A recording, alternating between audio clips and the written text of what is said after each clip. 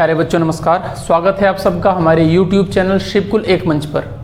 आज की वीडियो में हम हिंदी के बारे में चर्चा करेंगे। आपकी जो प्रीवियस वीडियोस हैं उनमें हमने चर्चा की थी हिंदी में स्वरों की उत्पत्ति, व्यंजनों की उत्पत्ति और साथ में वर्णमाला में कुल मिलाकर के कितने वर्ण या अक्षर हैं।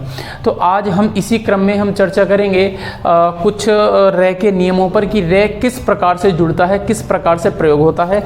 जरा देखिए, आज का हमारा टॉपिक होगा रे के नियम। अब जो हमारा ये रे है, इस रे के अपने कुछ नियम होते हैं या फिर आप कह सकते हो रे के प्रकार। दोनों लगभग एक ही बात है, बहुत बड़ा डिफरेंस दोनों में नहीं है। तो मैं आपके सामने कुछ शब्द लिख देता हूं जो शब्द रे को परिभाषित करेंगे। उदाहरण के तौर पर मैं आपके सामने कुछ शब्द लिख रहा हूं, जैसे एक शब्द आपका लिखा गया है कर्म। शब्द को ध्यान से देखिएगा। दूसरा शब्द आपके सामने मैंने लिखा है कर्म, और तीसरा इस शब्द को मैं लिख देता हूं क्रम, ठीक। और चौथा एक आपके सामने शब्द इस तरीके से आपका क्रिम लिख देता हूं। हालांकि क्रिम शब्द नहीं होता, कृमि शब्द तो होता भी है, लेकिन मैं फिर भी इसी को लिख रहा हूं, मुझे थोड़ी सी इसमें जो है सहायता मिलेगी। और एक शब्द मैं आपके सामने लिख रहा हूं, मान लीजिए आपका ड्राम या फिर ड्रामा, और इसके बाद एक शब्द हमारे सामने आ जाएगा प्रथम। अब जरा ध्यान से देखिएगा, मैंने आपके सामने 6 शब्द लिखे हैं जिन शब्दों में कैसे ना कैसे करके रे की आवाज़ आ ही रही है, चाहे वो किसी की भी हो। अभी फिलहाल तुम ये समझेंगे कि सब में रे की आवाज़ है फिलहाल के लिए। अब देखिए जनाब, जरा जो पहला शब्द आपका कर्म लिखा हुआ है, इस कर्म को अगर मैं आपसे उच्चारित करने के लिए कहूँ, अब मैं आपको इससे का उच्चारण करने के लिए, प्रोनाउंसिएशन के लिए कहूँ, तो जाहिर सी बात है आप सब यूँ करेंगे, सर के भी पूरा लिखा है, रे भी पूरा लिखा है और मैं भी पूरा लिखा है। तो इस शब्द में कोई ना तो आधा अक्षर बोला गया है, तो जब बोला नहीं गया तो लिखा नहीं है। तो ऐसी कंडीशन में ये पहला वाला आपका बिल्कुल सही हुआ, इसमें कोई भी खासा फर्क नहीं पड़ेगा। अब दूसरे शब्द को जरा ध्यान से देखिए। अगर मैं इसकी बात करूं, अगला शब्द आपका लिखा हुआ कर्म। इस कर्म को जब आप बोलोगे तो के, रे और मैं लिखना तो यूं ही पड़ेगा। और आप सब जानते हैं कि यहाँ पर आपका रे आधा है। अब ये कैसे पता लगेगा, सर रे ही आधा है? आप इसको बोल के देखिए, आपने के और मैं को पूरा बोला है, रे को आधा छोड़ा है, तो शब्द आपका लिखा कर्म। इस वजह से रे आधा हुआ।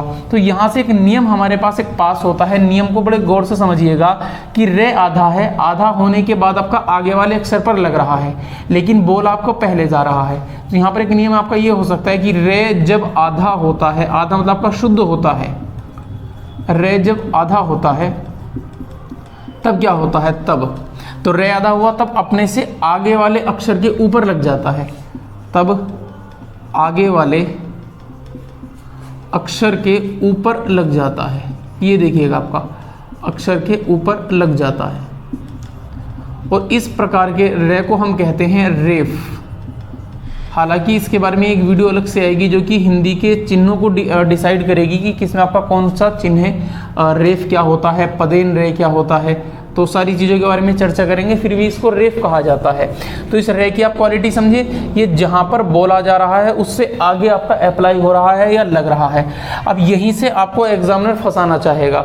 एग्जामिनर एक बहुत प्यारा सा शब्द देता है, सबने पढ़ा हुआ है, जैसे आपका शब्द है आशीर्वाद, और एग्जामिनर आपको यूं करके देगा, पूछेगा कि आशीर्वाद बताएं कि कौन सा सही है, और वो आपको 4 ऑप्शन आपको इस तरीके से देगा। एक शब्द ये दे दिया आशीर्वाद के लिए, एक शब्द आशीर्वाद के लिए आपका वो ये लिख देता है, और एक शब्द आशीर्वाद के लिए आपका यूं लिख दिया जाता है। अब हम नियम को समझेंगे और नियम के अनुसार ही इस मुद्दे पर चर्चा करेंगे। अब जरा ध्यान से देखिए, जब रे आधा होता है तो बन जाता है रेफ, और रेफ हमेशा मात्राओं पर लगता है, कभी भी स्वरों पर, सॉरी व्यंजन पर नहीं लगता, बल्कि व्यंजन के अंदर जो स्वर होता है उस पर रेफ लगता है। देखो, जैसे आपका शब्द लिखा आशीर्वाद, अगर आप देखोगे कि आशीर्वाद कौन सा सही है, ये आपका नंबर 1 है, वो नंबर 2 है, ये नंबर 3 है और ये नंबर 4 है। अगर आप इसकी चर्चा करेंगे तो जरा ध्यान से समझिए, नियम के अनुसार हम चर्चा करेंगे, अपना दिमाग बिल्कुल नहीं लगाएंगे। जो नियम कहता है वैसा करें और आपका जो है शब्द सही तैयार है। अगर आप ध्यान से देखो, मैं यहाँ पर आ की मात्रा लगा देता हूँ मेरे दोस्त।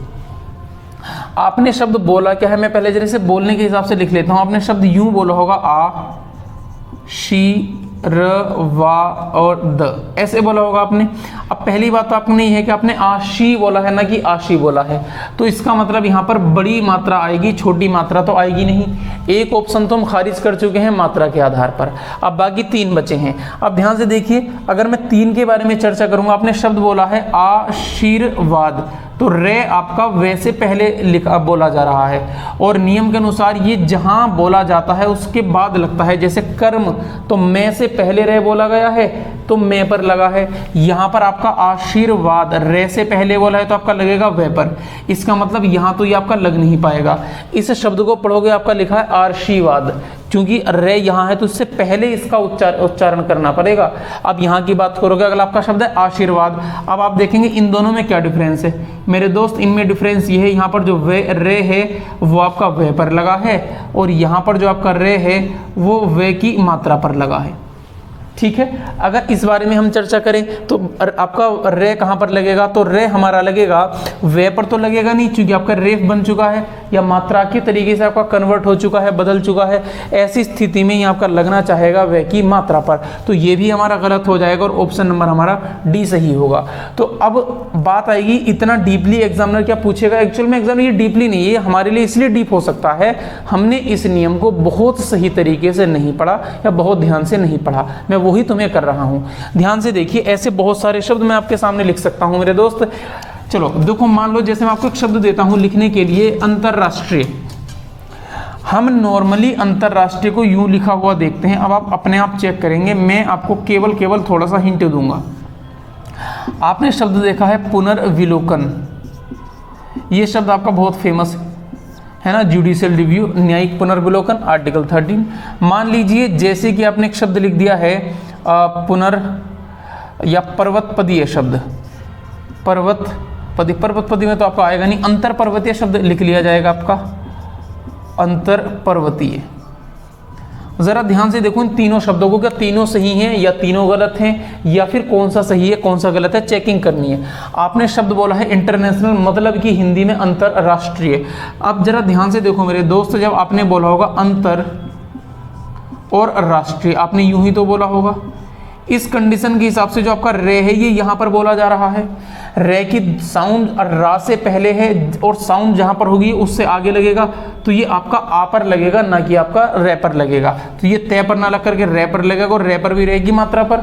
सेम कंडीशन आपने बोला है पुनर्विलोकन, तो ने के बाद रे बोला गया है तो ने पर ना लग करके आपका वे पर लगेगा। ये आपका होगा सही शब्द पुनर्विलोकन। अंतर पर्वतीय, अंतर तो तय के बाद रे है तो रे आपका कहां पर लगेगा, पे पर। तो आपसे कई बार आपका वर्तनी शुद्धि में स्पेलिंग चेक करने में ये वाला क्वेश्चन पूछ लिया जाता है। नियम को ध्यान से आप समझेंगे। ठीक, इस रे को कहा जाता है आपका रेफ। चलो खैर, इसके बाद मैं आगे चर्चा करता हूं नंबर दूसरे नियम पर, रे पर। फिलहाल हम रे के ही नियम के बारे में आप चर्चा करेंगे, रे आपका कैसे लगता है, कहां पर लगता है। अब इसके बाद जरा आप ध्यान से देखिएगा, आपका शब्द लिखा क्रम। अगर आप इस क्रम को देखो तो यहां पर भी आपका लिखा के रे में। तो सवाल ये है कि सर यहाँ पर आधा अक्षर कौन सा है। देखो, अगर मैं तकाजे में तुम्हारे तरीके से इस रे को आधा कर देता हूँ, आप लोग ऐसे सोच भी रहे होंगे, तो यहाँ एक दिक्कत हो जाएगी। चलो मान लो रे आधा है, लेकिन मेरे दोस्त इस लिखे में और इस लिखे हुए में डिफरेंस नहीं है कोई भी। अगर ये दोनों एक जैसे हैं तो फिर ये दोनों अलग क्यों हुए। तो यहाँ पर रे तो आधा है नहीं, तो यहाँ पर आधा कौन है, यहाँ पर आधा कौन है ये पता कैसे लगेगा। आप इसे बोल करके देखो। आपने बोला क्रम, देखो आपने रम तो पूरा बोला है, जब रे पूरा है मैं पूरा है तो आपका आधा कौन होगा, इसमें के आधा होगा, तो यहाँ पर आपका आधा होता है के। तो यहाँ पर भी एक नियम हमारा पारित हुआ, एक नियम पास क्या हुआ कि जब कोई आधा अक्षर या आधा व्यंजन रे में ऐड होता है, रे में जुड़ता है, तो वहाँ पर आधा अक्षर रे हो जाता है। ठीक है, या रे उस अक्षर के नीचे लग जाता है। तो नियम आपका ये हो कि जब कोई अक्षर या कोई व्यंजन रे में लगता है, रे में जुड़ता है, तब नियम थोड़ा बदलता है और रे पहले वाले अक्षर के या व्यंजन के नीचे आ जाता है। तब रे पहले वाले अक्षर या फिर व्यंजन उसके नीचे आ जाता है। तो जरा ध्यान से देखिए इसका क्या मतलब है, इसके नीचे आ जाता है। नियम मैंने बिल्कुल वही कहा है जो लिखा है, जरा ध्यान से समझो मैंने क्या कहा। आपका शब्द का क्रम, इस क्रम में आपका आधा तो क्या है, तो आपका आधा रे हो गया। इसका मतलब अगर मैंने आपके सामने एक शब्द भ्रम लिखा, इस भ्रम में आधा अक्षर भय नहीं है, सॉरी आधा अक्षर रे नहीं है, बल्कि आपका आधा भय है। मान लीजिए आपने एक शब्द लिखा आपका प्राप्त या प्रे शब्द लिखा, इस प्रे में जो आधा अक्षर है वो आपका रे ना होकर के पे है, और इस रे को पदेन रे कहा जाता है, ये ध्यान रखेंगे। हालांकि आगे अभी बताऊंगा थोड़ी देर बाद। चलो या मैं यहीं पर लिख देता हूं, इस रे को आपका कहा जाता है रेफ। ये जो आपका रे ऊपर से लगा हुआ है ये आपका रेफ कहलाता है, और इस रे को हम आपका कहते हैं मेरे दोस्त पदेन रे, जो कि पद पर लगता है, इसको पदेन रे कहा जाता है ना। थोड़ा सा आप ये भी ध्यान रखेंगे, तो यहाँ तक तो कोई दिक्कत नहीं होगी। यहाँ से एग्जाम में कैसे सवाल पूछता है, कई बार एग्जाम में आपके आए हुए क्वेश्चन है, जैसे मान लीजिए आपके सामने एक शब्द लिख दिया गया आपका जो है भ्रष्ट शब्द ही मैं आपको दे देता हूँ, आपका फेमस शब्द है, बहुत ज़्यादा एग्जाम में भी कई बार पूछा गया है इसको। वो पूछ लेता है इस भ्रष्ट शब्द में जो है भ्रष्ट शब्द में कौन कौन से अक्षर आधे हैं या शुद्ध व्यंजन कौन से हैं। आपको ऑप्शन में देगा भय और रे, ऑप्शन में आपका देगा भय और शे, ऑप्शन में आपको देगा रे और शे, ऑप्शन में आपको देगा भय और टे। तो जरा ध्यान से देखेंगे, अगर आप पहली दृष्टि में देखें तो आप इसका आंसर शे और रे बता सकते हैं, 3 लगा सकते हैं, लेकिन आप गलत कर देंगे। ध्यान से देखो, शे तो इसमें आधा है ही, तो या तो इसका आंसर ये चेक होगा या इसका आंसर ये चेक होगा। इसके बाद भय के नीचे रे है, तो यहाँ पर रे तो आधा नहीं है, रे तो पूरा है, बल्कि आधा कौन आपका भय है, तो इसमें भय और शे 2 अक्षर आपके आधे माने जाएंगे, ये ध्यान रखेंगे। कई बार यहाँ से एक तरीके से आपसे क्वेश्चन पूछ लिए जाते हैं, तो ये तो कोई दिक्कत आपको नहीं होगी। इसके बाद अब मैं इसके बाद थोड़ा और आगे अगले नियमों पर बढ़ता हूं, रे के नियमों पर। अगला शब्द आपका लिखा क्रिम, तो सवाल ये इस क्रिम में आधा कौन सा अक्षर है, ये आपका ऐसे लिखा जाएगा क्या, के रे और में। तो अगर आप ऐसे सोच रहे हैं तो मेरे दोस्त ये आपका ऐसे नहीं लिखा जाएगा, ये जो है ये री की मात्रा है, तो इस क्रिम को हम लिखेंगे क को आधा करके, यहाँ पर रे ना आकर के आपकी री आएगा, तो री की मात्रा होगी। और जब ये मात्रा री की है तो ये साउंड रे ना करके साउंड री करेगा, तो इसलिए जिनमें आपका नीचे लगा होता है उसको क्रम ना पढ़ के क्रिम पढ़ा जाएगा। ऐसे ही आपका शब्द ग्रह ना है, बल्कि ये आपका शब्द ग्रह है और इसको गृही आप पढ़ेंगे, क्योंकि री की साउंड कर रहा है, री की मात्रा है तो साउंड भी री की होगी, ये आप ध्यान रखेंगे। अब इसके बाद मैं नेक्स्ट शब्द पर पहुंचता हूं आपके लिए मेरे दोस्त। आपका शब्द लिखा हुआ है ड्रामा। इस ड्रामा शब्द को गौर से देखो, अगर इस नियम के अनुसार चलेंगे, इसमें आपका रे तो पदेन है, चलो मैं लिख देता हूं सर, इसमें तो आपका पदेन रे हमने लिख दिया, बहुत अच्छी बात है, आप समझ गए। इस पदेन रे को जब हम इस शब्द को तोड़ेंगे तो आपका शब्द ऐसा आपका लिखा होगा डे के साथ आपका रा और मा, और यहाँ पर आधा कौन होगा, तो सर पदेन नियम के अनुसार तो रे चूंकि नीचे है तो रे ही आधा डे होना चाहिए, बिल्कुल जैसे आपका भ्रम था ना, यह क्रम था, क्रम में आपका आधा देखने में तो कै लग रहा है, लेकिन चूंकि ऐसे समझो रे नीचे है तो ऐसी कंडीशन में आपका आधा कौन होगा, आधा कै होगा, रे नहीं होगा। सेम कंडीशन यहाँ पर है क्या कि रे नीचे लग रहा है तो आधा रे ना होकर के डे होगा, तो क्या इसको ऐसे लिखा जाएगा, हाँ इसको लिखा तो ऐसे ही जाएगा। यहाँ पर प्रश्न ये पैदा नहीं होता मेरे दोस्त, यहाँ पर प्रश्न ये है इसको लिखने का तरीका देखो कि सर जब आपने क्रम लिखा तो कै में इस साइड से निकाला है, जब आपने ड्रामा लिखा तो आपने डे में इस साइड से निकाला है, तो इसका क्या नियम है देखो, आप उन्हें उतार लो, बाकी मैं इसको अभी बताता हूं आपको। देखो आपने ये तो समझ लिया होगा, यहीं पर इसी जगह में मैं आपको समझा देता हूं। देखो इसका भी एक थोड़ा सा लोचा है, एक आपका नियम है, ये एक रूल ये कहता है हमारी हिंदी में कि हमारी हिंदी में 2 प्रकार के हमारे पास व्यंजन होते हैं। एक व्यंजन ऐसे होते हैं जिनमें आपकी खड़ी पाई होती है, हम उनको कहते हैं खड़ी पाई सहित व्यंजन, खड़ी पाई वाले व्यंजन, और एक ऐसे व्यंजन है जिनमें आपकी खड़ी पाई नहीं है या फिर खड़ी पाई रहित व्यंजन। अभी खड़ी पाई क्या होती है, खड़ी पाई एक डंडा होता है हमारे व्यंजनों में जो लगता है कैसे, उदाहरण के तौर पर जैसे आपने लिया कै, तो इस कै में खड़ी पाई है, आपने लिया खे, खे में खड़ी पाई है, गे में खड़ी पाई है, घे में खड़ी पाई है, लेकिन अंग या आपका जो पहला पंचमाक्षर इसमें खड़ी पाई नहीं है। फिर आप बात करेंगे चे में खड़ी पाई है, छः की बात करोगे तो मेरे दोस्त 6 में खड़ी पाई आपकी नहीं है, ठीक है। खड़ी पाई क्यों नहीं है, ध्यान से देखो, इसमें आपका पूरा कोई डंडा खड़ा हुआ नहीं है। बात करो सर यहाँ पर ये तो है लेकिन ये वाला नहीं माना जाता, ऐसी बात करोगे आप जे की, तो जे में खड़ी पाई है, झे में खड़ी पाई है, ठीक है, छे छे जे जे, फिर आपका अब पंचमाक्षर आता है दूसरा, इसमें खड़ी पाई है। टे, टे में अगर आप बड़े गौर से देखो तो टे में खड़ी पाई नहीं है, ऊपर की तरफ है। ठे में भी खड़ी पाई नहीं है हमारे पास, डे में भी खड़ी पाई नहीं है, ढ में भी खड़ी पाई नहीं है। फिर आपका आता अण, इसमें खड़ी पाई है, निकल रही है। ऐसे सारे के सारे आप लिख सकते हैं। चलिए मैं आपके सारे लिख देता हूँ। मान लीजिए आपका त या ते आता है, तय में खड़ी पाई है, थे में खड़ी पाई है। इस दे को देखो, इस दे में खड़ी पाई नहीं है, लेकिन है क्योंकि नीचे वाले आधे डंडे को भी खड़ी पाई में शुमार किया जाता है, माना जाता है। फिर आपका आएगा ते, थे, दे और धे में खड़ी पाई है। इसी प्रकार से ने में खड़ी पाई है, पे में खड़ी पाई है, फे में भी खड़ी पाई है, बे में भी खड़ी पाई है, भे में भी खड़ी पाई है, मे में भी खड़ी पाई है, सब में आपकी खड़ी पाई है। फिर आप कहेंगे ये रे लेवे, ये में खड़ी पाई है रे, रे पर रे आधा होकर के जुड़ता ही नहीं है, इसलिए लिखें या ना लिखें, लेकिन फिर भी खड़ी पाई तो उसमें नहीं है। ले में आपकी खड़ी पाई है, वे की बात करोगे वे में आपकी खड़ी पाई है। ठीक है, ऐसे आपके ऊष्म चारों के चारों आते हैं, इनमें आपकी खड़ी पाई सब में है, लेकिन है की बात करोगे तो है में खड़ी पाई आपकी नहीं है में जुड़ने के अपने अलग नियम है। है में सारे के सारे अक्षर अलग ही प्रकार से जुड़ते हैं, उसको किसी अगले लेक्चर में बताया जाएगा। ठीक है, तो ये आपके इस प्रकार से आपके अक्षर लिखे गए हैं। आप जरा ध्यान से देखेंगे और तो नियम ये है कि जो खड़ी पाई वाले अक्षर होते हैं, जब इनमें पदेन रे जुड़ता है तो आपका सिंगल साइड जुड़ता है यूं, इस तरीके से। इन सब में आपका रे ऐसे जुड़ेगा जिसमें ज़रूरत पड़ रही है, आवश्यकता आ रही है। ये इसको ध्यान से देखो, इसमें आपका रे नहीं जुड़ पाता। क्यों नहीं जुड़ पाता? क्योंकि तय में रे जोड़ने के लिए आपको नया चिन्ह दे दिया, इसको कहते हैं त्रय। तो ये तो ऐसे सही नहीं मान के ऐसे मानते हैं। नए में भी आपका इन सब में आपका रे इस प्रकार से जुड़ेगा अगर आपको आवश्यकता पड़ रही है तो, लेकिन इसमें रे नहीं जुड़ पाता क्योंकि इसके लिए आपको वर्णमाला में एक आपका अक्षर दिया हुआ श्रेय। इसके बारे में आपको संयुक्त अक्षरों में व्यंजनों में चर्चा की थी। ठीक है, और मेरे भाई इनमें जब आपका रे जुड़ेगा तो इनमें रे आपका जुड़ेगा डबल साइड।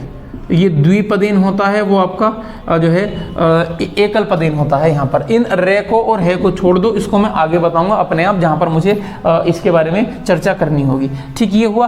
तो ये ड्रामा आपका क्या है, इसमें भी आपका डे आधा है, इसमें आपका के आधा है। ऐसी कई बार आपसे पूछेगा राष्ट्र, राष्ट्र में कौन कौन से अक्षर आधे हैं, तो एक तो श आधा है, दूसरा ट आधा है। रे आधा नहीं है क्योंकि पदेन है। ऐसी कंडीशन में जिस पर लग रहा है वो आधा होगा, ना कि रे आधा होगा। चलो नेक्स्ट, आपका शब्द लिखा है प्रथम। अब बात है सर इस प्रथम में कौन सा आधा है, इसको ऐसे लिखा जाए तो आप सोचेंगे सर इसमें रे नीचे की तरफ है, इसमें तो आपका पे ही आधा होगा। मैं आपकी बात मान लेता हूं कि अगर ऐसे आधा है तो फिर इस प्रथम को तो मेरे दोस्त यूं भी लिखा जाना चाहिए था। तो यहाँ से एक नियम क्या है, ये दरअसल क्या है, ये हम कई बार गड़बड़ी करते हैं जल्दी जल्दी चलते वक्त। हम करते क्या हैं, हम इसमें जब प्रथम को लिखते हैं तो प्रथम को लिखते वक्त हमें, अच्छा इसमें खड़ी पाई को खत्म कर देता हूं, है ना, आप इसको उतार लें।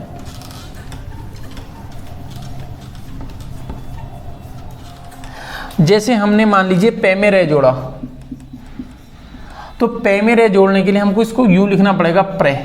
तो हम लोग थोड़ा जल्दीबाजी में पे तो लिखेंगे, फिर हमको पेंसिल उठानी पड़ती है, तो हम पेंसिल ना उठा करके जहमत ना लेके इसको ऐसे जोड़ देते हैं ऐसे। तो ये लिखना गलत है, बिल्कुल शुद्ध तो बिल्कुल क्या शुद्ध है ही नहीं।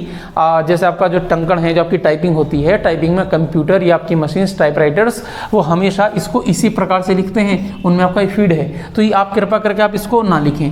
तो ये हमारा रे था कि रे किस किस प्रकार से हिंदी में धीरे धीरे काम कर रहा है। अभी कई सारे और ऐसे रूल्स हैं जो कि आपको बताने हैं।